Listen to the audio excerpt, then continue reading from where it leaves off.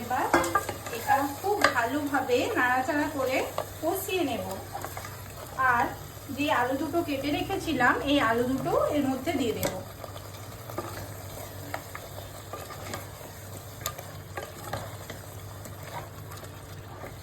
কারণ আলুর মধ্যে মশলাটা ভালোভাবে ঢুকে গেলে টেস্টের দ্বিগুণ বেড়ে যায়। তো এটাতে এখন ঢাকা দিয়ে দেব এবং এটা স্টিম করতে দেব। অল্প আঁচে স্টিম করলে টেস্টটাও ভালো হবে। কষিয়ে নিয়েছি, এবার এতে দিয়ে দেব মিঠা আতর। 2 ফোঁটা মিঠা আতর দিয়ে দিলাম। এবার এটা একটু নেড়ে চেড়ে নিচ্ছি। এরপর যাতে মটনটা ম্যারিনেট করেছিলাম ওটাতে ধুয়ে অল্প পানি দিয়ে দেব মটনটা সেদ্ধ হওয়ার জন্য। দেখুন পানি অ্যাড করে দিয়েছি। এবার একটা নাড়িয়ে চাড়িয়ে সেদ্ধ হতে দেব। খুব ভালোভাবে সেদ্ধ করে নেব যাতে গলেও না যায় এবং মটনটার পিসগুলো ঠিকঠাক থাকে। আঁচটা মিডিয়াম ফ্লেমে রেখে দিচ্ছি, এটা সিদ্ধ হতে থাক। এবার এটা এই ছাঁকনিটার মধ্যে দিয়ে এর মধ্যে যে মশলা পাতলা রসটা আছে ওটা বের করে নেব। সব দেখুন ছাঁকনির মধ্যে দিয়ে দিলাম। এবার এটাতে যেটা বের হচ্ছে রসটা ঝরিয়ে নেব। আর এতে মাংসগুলো মটনগুলো এতে তুলে রেখে দেব। আর এক্সট্রা যেই মশলাটা বেরোবে ছাঁকনির মধ্যে সেটা ঢেলে ফেলে দেব। আর এই রসটা দিয়েই মেন বিরিয়ানিটা বানাবো।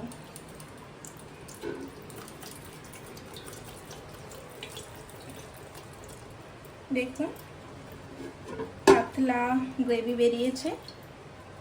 এটাতে রাইস দিয়ে এটাই স্টিম হবে। দেখুন ঝরে গিয়েছে, পানিটা বেরিয়ে গিয়েছে। এবার মটনগুলো এই মশলা থেকে আলাদা করে নেব।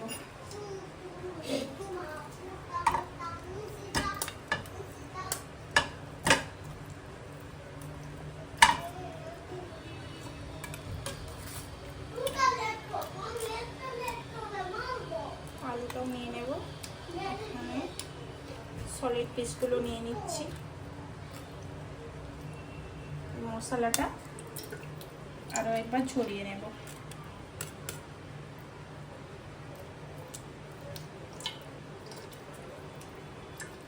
আর এটা ফেলে দেব। হ্যাঁ, মটনের মশলা থেকে যে জলটা বেরিয়েছে সেটাতে এবার মটনগুলো দিয়ে দেব।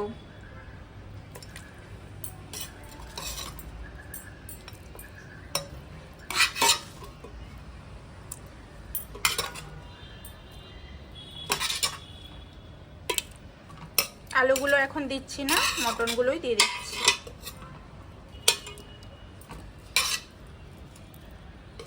মটন দিয়ে দিলাম। এবার এটা একটা লেয়ার তৈরি হয়ে গেল, এর উপর রাইস দিয়ে দেব।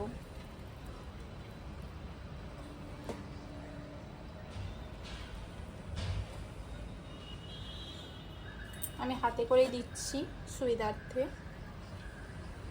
কারণ আমি হাতটা ধুয়ে এসেছি পরিষ্কার করে। আর রাইসগুলোও ঠান্ডা হয়ে গিয়েছে, হালকা গরম আছে, হাতে করে দিতে কোনো অসুবিধে হচ্ছে না।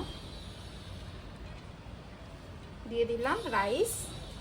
এবার এতে দিয়ে দেব বেরেস্তা, অল্প পরিমাণে বেরেস্তা। এবার দিয়ে দেব অল্প লবণ। এবার যে ভাজা মশলাটা তৈরি করেছিলাম সেই ভাজা মশলাটা ছড়িয়ে দেব। এবার ধনেপাতা কুচি দিয়ে দেব। এবার দিয়ে দেব ঘি।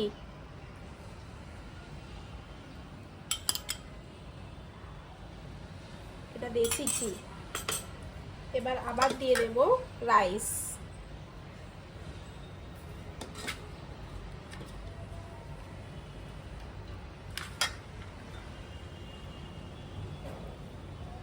আবার দিয়ে দেব বেরেস্তা, ঘি, লবণ, ভাজা মশলা, ধনেপাতা কুচি। এরপরে আবারও দিয়ে দেব রাইস,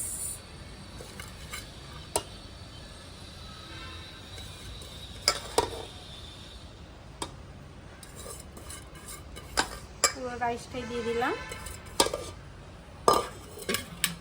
ভাজা মশলাটা দিয়ে দিলাম, জয়িত্রী জায়ফল তো আগেই বলেছি, ভাজা মশলা, উপর থেকে ঘি ছড়িয়ে দিলাম,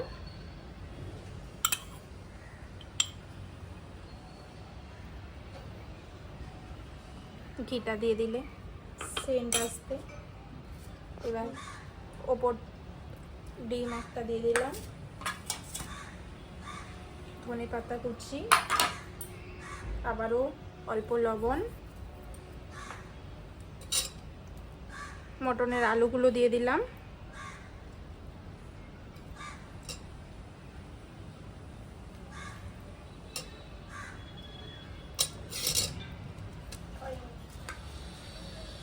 বেরেস্তাগুলো দিয়ে দিলাম উপর থেকে,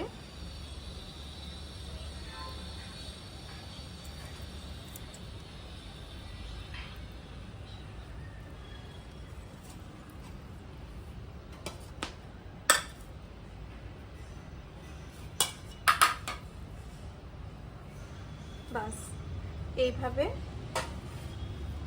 ঢাকনাটা এবার বন্ধ করে দেব।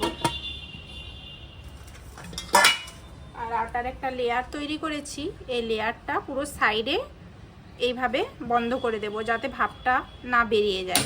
অন করব, আর এখানে রুটি করার একটা তাওয়া বসিয়ে দেব। এবার এই মিডিয়াম আঁচ করে দেব, এতে হতে দেব 10 থেকে 15 মিনিট। হতে থাক, 15 মিনিট পর দেখা যাক। আঁচটা মিডিয়াম বিরিয়ানি। ওয়াও, কি দারুণ স্মেল বেরিয়েছে। আর দুটো ডিম রেখে দিয়েছিলাম, ওই দুটো ডিমের সাথে দিয়ে দেব। আচ্ছা, এবার বিরিয়ানিটা মিক্সড করে নেব।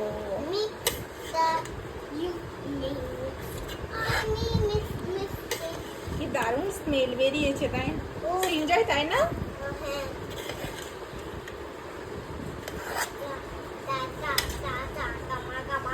নিচ থেকে উপর পর্যন্ত এইভাবে নেড়ে চেড়ে, হালকাভাবে নেড়ে চেড়ে মিক্সড করে নেব।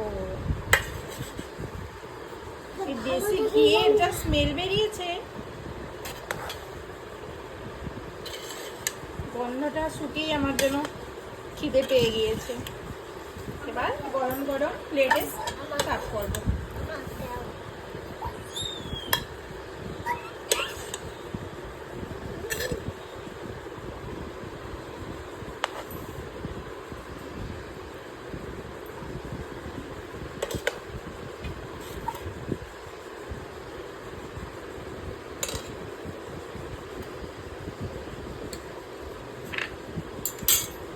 সাথে দিয়ে দেবো রায়তা। বাস রেডি বিরিয়ানি খাওয়ার জন্য, নিজের তৈরি বিরিয়ানি।